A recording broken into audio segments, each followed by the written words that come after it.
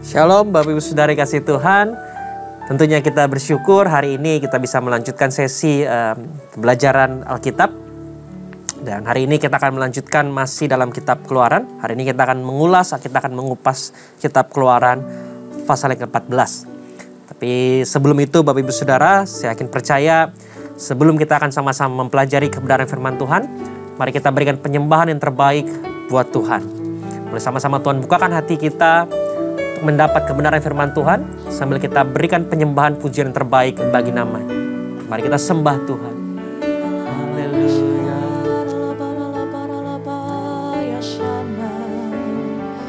Terima kasih Tuhan. Haleluya. Engkau Tuhan yang besar. Kami bersyukur. Mari kita buka suara kita, kita angkat pujian penyembahan bagi nama-Nya. Kalau engkau bisa berbahasa roh, mari kita sembah dalam roh. Terima kasih Tuhan. Kirararabaya ralarabo. Kirararabaya larabasya. Kami sembah Kau Tuhan. Kirararabaya ralarabala. Naikkan pujian penyembahan. Terima kasih Tuhan. Haleluya.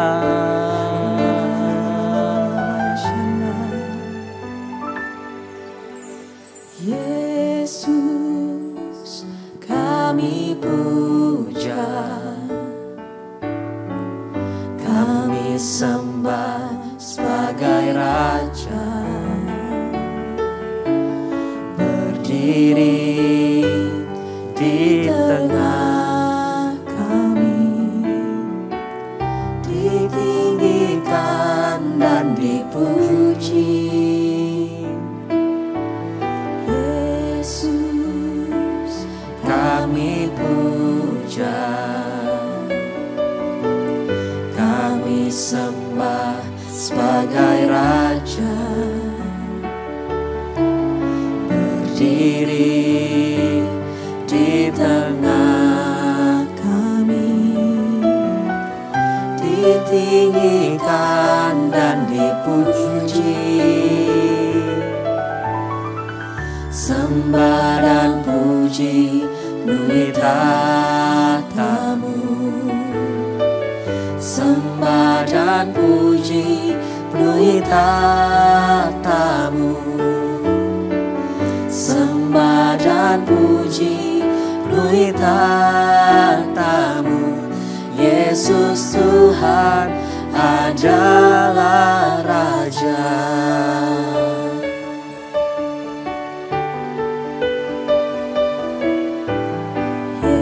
Yesus kami puja, kami sembah sebagai Raja. Berdiri di tengah kami, ditinggikan dan dipuji.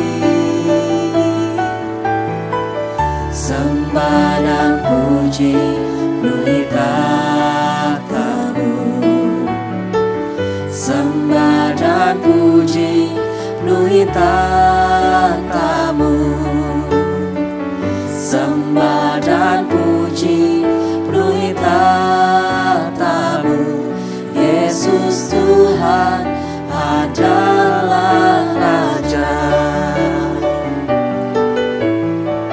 Sembah dan puji penuhi tatamu.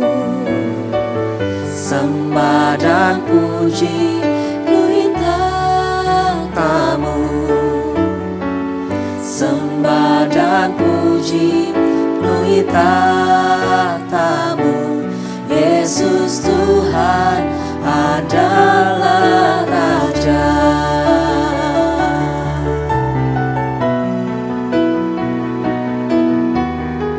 Sembah dan puji penuhi tatamu. Sembah Sembah dan puji penuhi tatamu. Sembah dan puji penuhi tatamu. Yesus Tuhan adalah Raja. Yesus Tuhan adalah Raja. Yesus Tuhan adalah Raja. Sembah Tuhan. Haleluya. Mari kita berikan penyembahan yang terbaik. Engkau layak ditinggikan. Haleluya.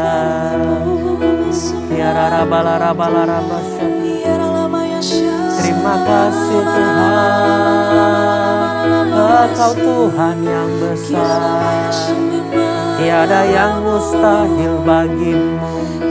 Haleluya. Haleluya.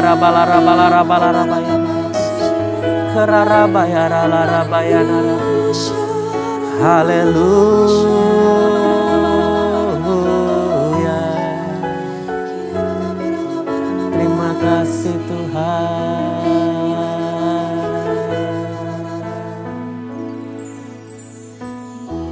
Yesus, kemuliaan-Mu pulihkan hatiku. Yesus, kemuliaan-Mu berkati hidupku.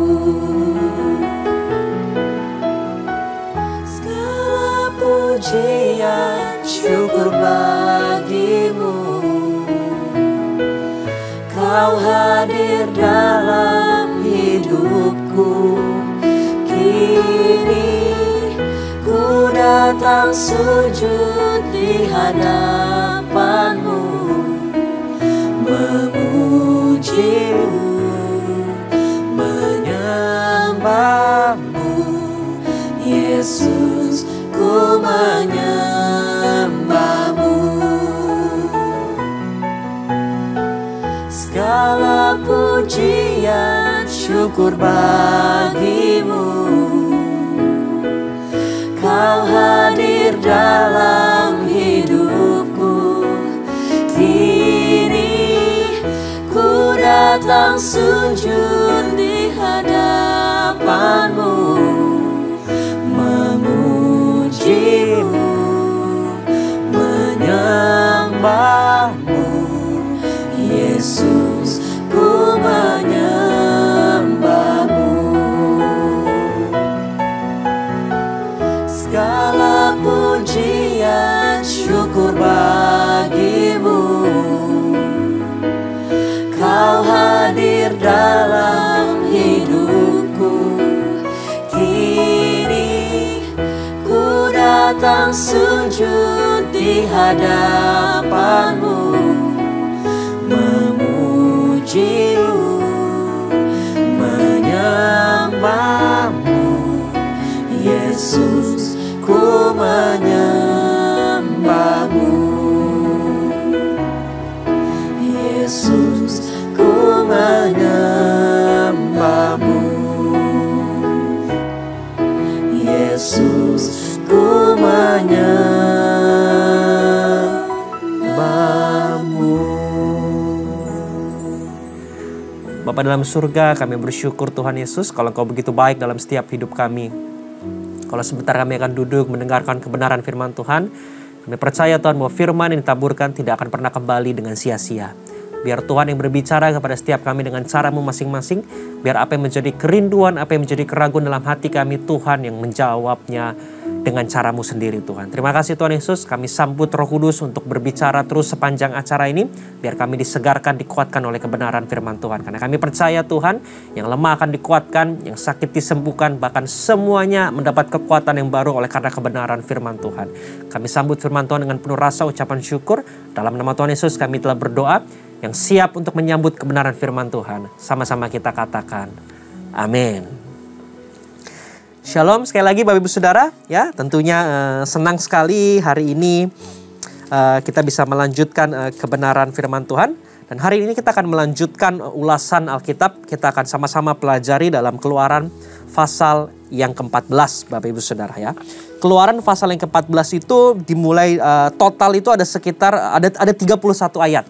Ya, kalau Bapak Ibu buka Alkitab itu, kalau di Alkitab saya kurang lebih ada di halaman Perjanjian Lama 72-73, Keluaran 14. Nah itu dibagi menjadi dua perikop gitu ya, dua judul. Ada Firaun bertindak untuk penghabisan kali, dan yang kedua itu adalah menyeberangi laut Teberau. Kalau kita dengar judulnya aja rasanya kita sudah bisa tahu ceritanya. Tapi saya berdoa dalam nama Tuhan Yesus dalam beberapa menit ke depan ada kebenaran firman Tuhan yang mau disampaikan. Bahkan mungkin ada beberapa di antara kita berada dalam kondisi atau situasi yang serupa. Kalau kita mulai baca pasal yang ke-14 di awal, kalau kita mengerti konteksnya, kita tahu rasanya mungkin mereka pada saat itu ya, Musa dan segenap bangsa Israel, rasanya baru saja merayakan kemenangan besar. Yang dinanti-nantikan lewat begitu proses perjalanan yang cukup panjang, akhirnya mereka keluar dari perbudakan di Mesir. Rasanya kalau kita coba ya, kita merasakan atau kita menyikapi konteks dalam pasal ke-14, rasanya mungkin mereka dalam tanda kutip sedang merayakan atau menikmati kemenangan. Tapi justru di pasal yang ke-14 ternyata ada yang Tuhan lakukan sebaliknya. Dalam hidup ini rasanya kita lihat ini udah selesai, rasanya bagianku untuk menikmati berkat Tuhan. Ini rasanya bagianku untuk menikmati apa yang semua sudah kulakukan. Aku menikmati penggenapan janji Tuhan. Tapi ternyata justru yang terjadi adalah sebaliknya. Yang kita pikir kemenangan total justru menjadi kekalahan total. Kita tidak tahu apa yang mesti dilakukan. Tapi saya berdoa lewat Keluaran pasal yang ke-14 ini, kita sama-sama dikuatkan bahwa ketika di dalam ada himpitan, bahkan di tengah keputusasaan dalam hidup ini, masih ada Tuhan yang sanggup. Bahkan ketika kita berpikir rasanya ini akhir dari segalanya, kita harus siap bahwa kadangkala Tuhan punya rencana yang berbeda. Dan sama-sama kita akan pelajari Bapak Ibu Saudara. Nah, seperti tadi disampaikan Keluaran pasal yang ke-14 ayat 1 sampai ke 9. Nah ini supaya kita ngerti. Disinilah turn around pointnya, titik baliknya. Ya, saya bacakan ayat yang ke-5. Tentunya kita tidak bisa kupas ayat demi ayat. Saya mungkin hanya lompat ambil beberapa ayat kunci yang bisa memberikan kita gambaran dan mengerti kebenaran firman Tuhan. Ayat yang ke-5, pasal yang ke-14. Ketika diberitahukan kepada Raja Mesir bahwa bangsa itu telah lari, maka berubahlah hati Firaun dan pegawai-pegawainya terhadap bangsa itu. Dan berkatalah mereka, apakah yang telah kita perbuat ini? Bahwa kita membiarkan orang Israel pergi dari perbudakan kita. Kemudian ia memasang keretanya dan membawa rakyatnya serta. Ayat ke-7, ia membawa 600 kereta yang terpilih. Garis bawah yang terpilih, ya segala kereta Mesir masing-masing lengkap dengan perwiranya. Demikianlah Tuhan mengeraskan hati Firaun Raja Mesir itu, sehingga ia mengejar orang Israel.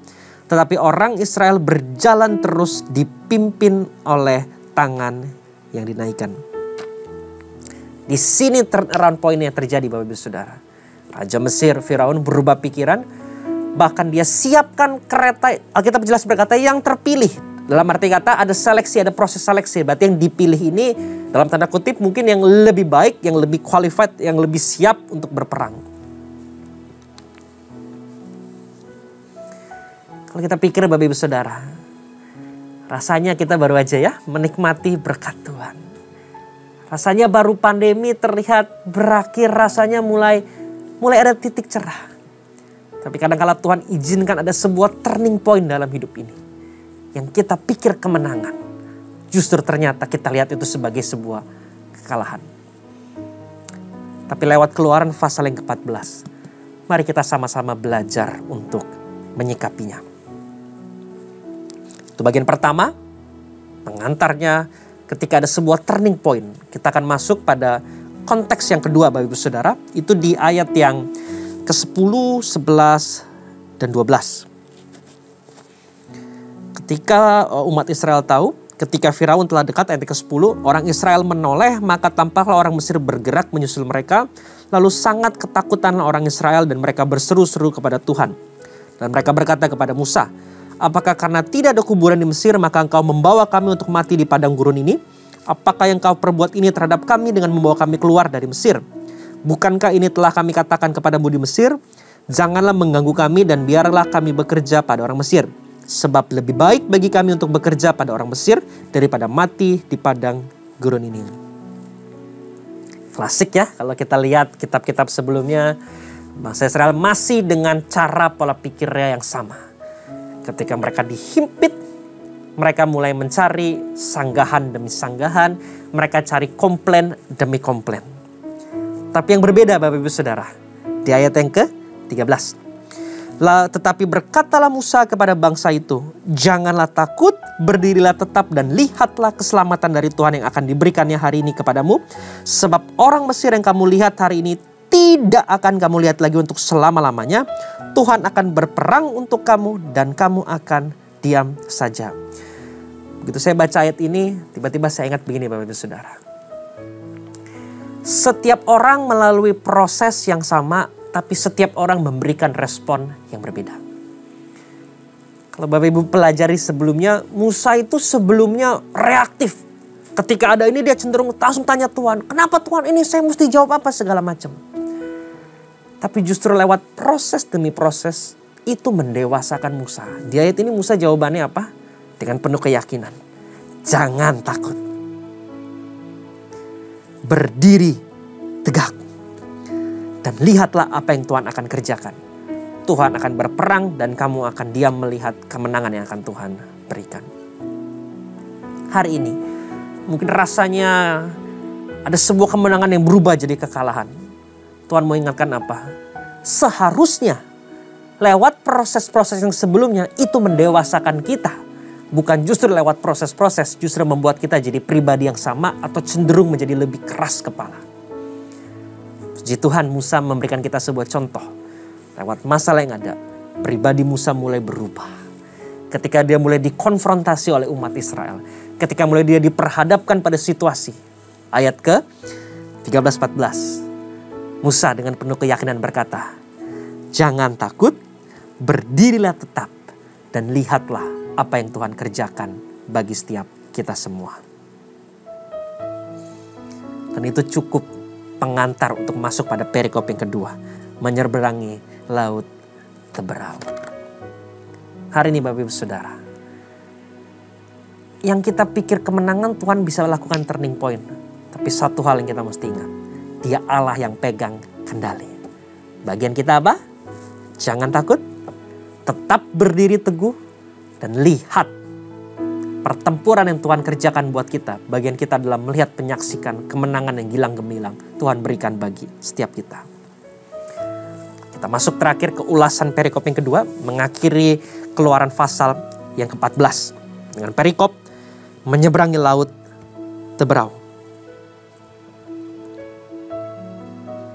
Ini sebuah kisah yang buat saya pribadi salah satu kisah terbesar.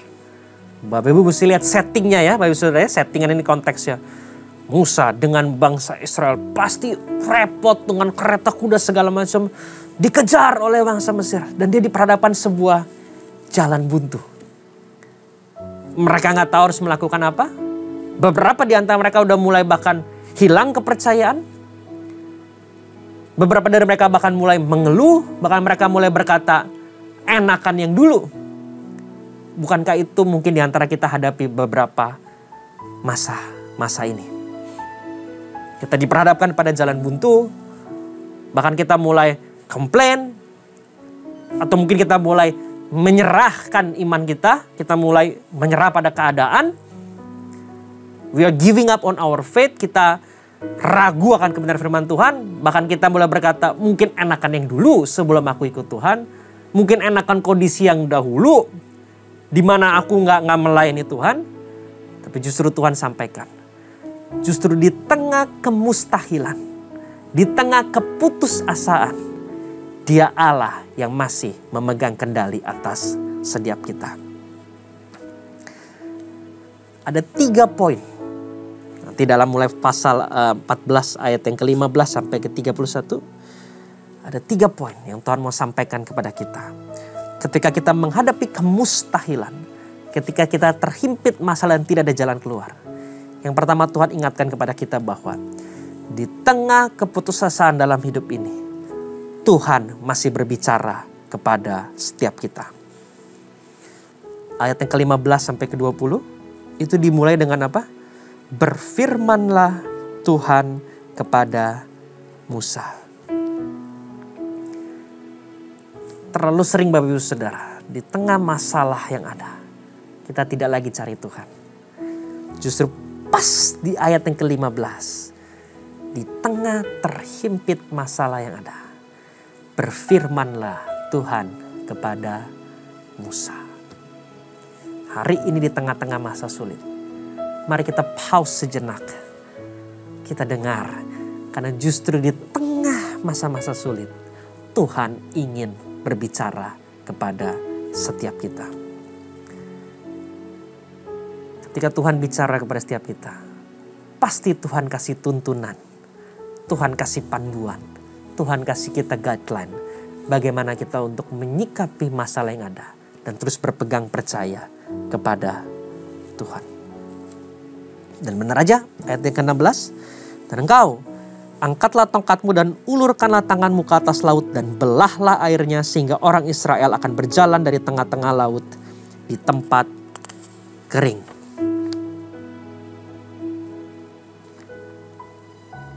Benar, Tuhan berbicara. Kalau Tuhan bicara, pasti ada maksud yang ingin disampaikan.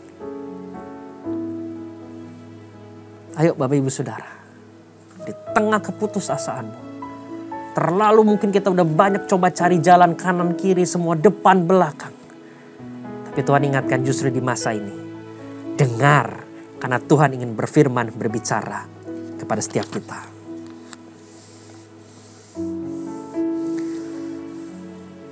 Bukan hanya Tuhan berbicara Bapak Ibu Saudara. Nanti dilanjut di ayat ke-19 sampai ke-22. Tuhan kita itu bukan hanya Tuhan yang jago berfirman, yang jago. Tapi He is a man of action. Dia Allah yang bertindak. Dia Allah yang mengerjakan apa yang diperkatakannya. Tentunya dengan cara dan maksud Tuhan yang ajaib yang kadang-kala kita gak bisa pikir.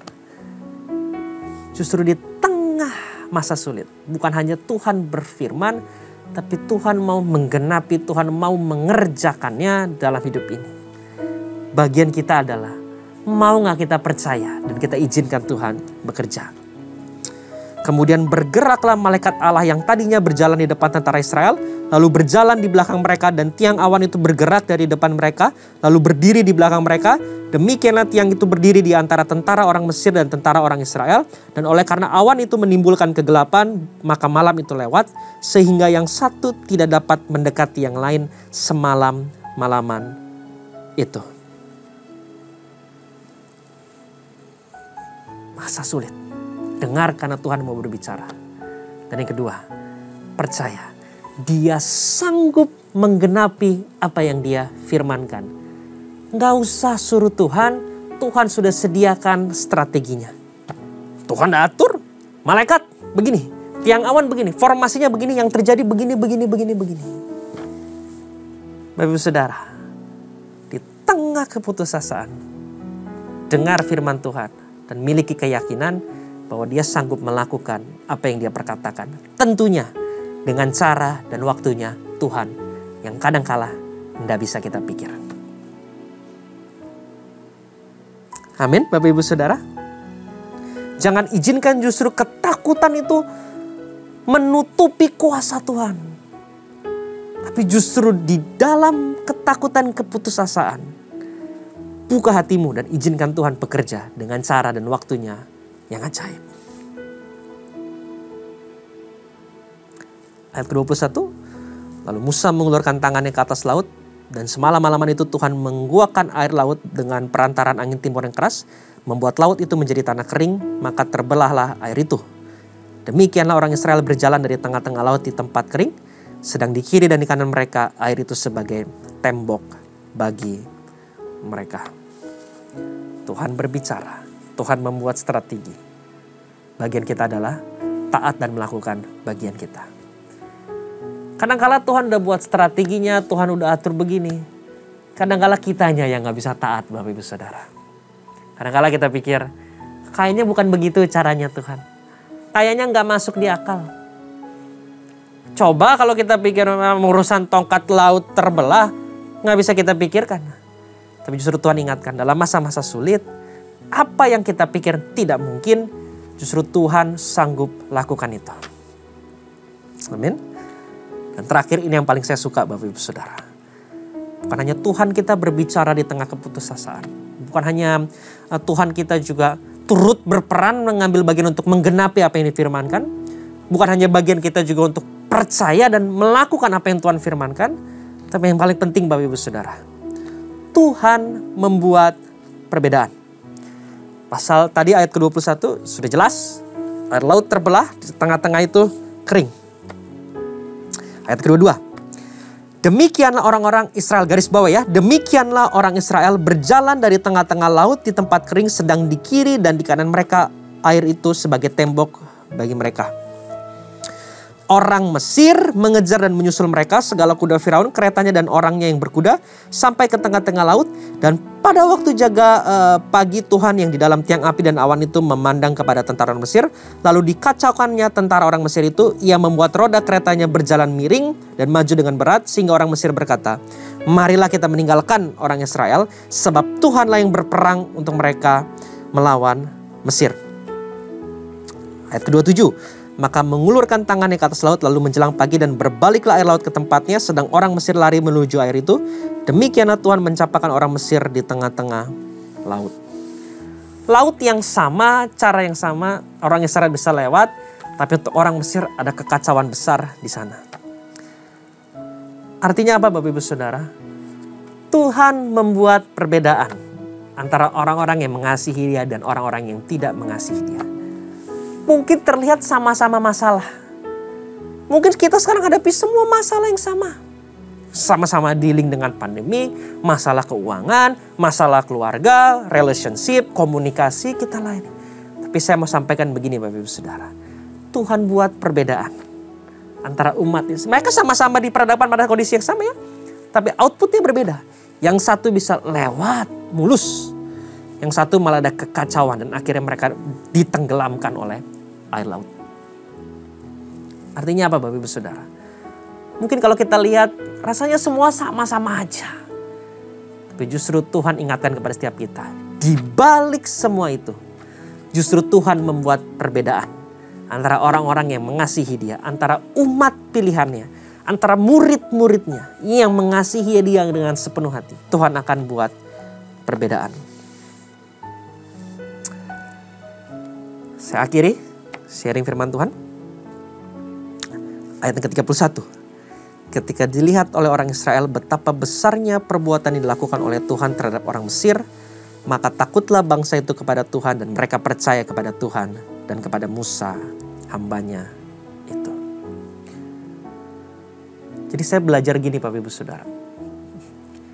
Saya mulai ngerti bahwa kapan selesai. Kalau kita baca Alkitab, itu selesai ketika semua kembali kepada kemuliaan Tuhan, nama Tuhan dipermuliakan. Jadi justru yang awalnya mereka rasa kemenangan keluar itu belum selesai. Karena ketika Tuhan katakan selesai, di mana kemuliaannya Tuhan dinyatakan. Dan lewat kisah ini Bapak Saudara, justru benar kemuliaan Tuhan dinyatakan. Bangsa Mesir melihat bahwa ada Tuhan yang besar, yang berperang bagi bangsa Israel ganti mereka. Bukan hanya itu saja, bangsa Israel sendiri pun juga melihat kebesaran, kuasa, dan kemuliaan Tuhan. Dan mereka percaya kepada Tuhan. Dan kepada Musa, hambanya itu. Hari ini hal yang sama diperhadapkan kepada kita. Di tengah kondisi keputusasaan. Izinkan Tuhan berbicara bagi setiap kita. Karena ketika Dia berbicara, Dia sanggup untuk menggenapinya. Dia akan lakukan bagian Dia. Tapi pertanyaannya, mau gak kita percaya dan kita melakukan apa yang menjadi bagian kita? Dan yang terakhir, masalah boleh sama. Terkesan mungkin semua sama. Tapi pada akhirnya, Tuhan akan membuat perbedaan. Dan lebih daripada semua itu, semua harus kembali kepada kemuliaan Tuhan. Mari lewat hari ini kita belajar untuk melihat segala sesuatu bukan dengan keputusasaan, tapi melihat segala sesuatu dengan penuh keyakinan bahwa Dia Allah yang memegang kendali. Dia sanggup membuka jalan walaupun saat tiada jalan. Ingat kebenaran firman Tuhan hari ini. Di tengah masa-masa sulit, izinkan Dia berbicara. Percaya pada firman Tuhan karena Dia sanggup menggenapi. Lakukan bagian kita. Dan yang terakhir, selalu yakini bahwa dalam hidup ini Tuhan pasti buat perbedaan.